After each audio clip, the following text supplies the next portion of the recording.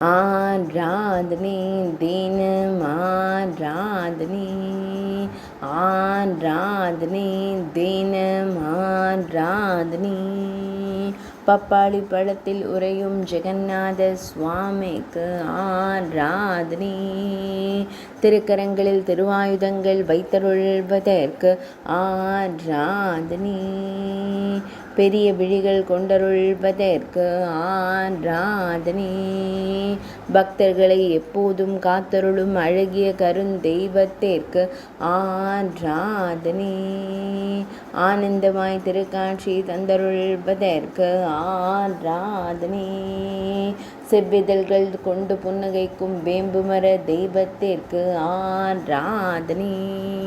உட்கொள்ளும் பழத்தின் மீது திருக்காட்சி தந்தருள்வதற்கு ஆராதனை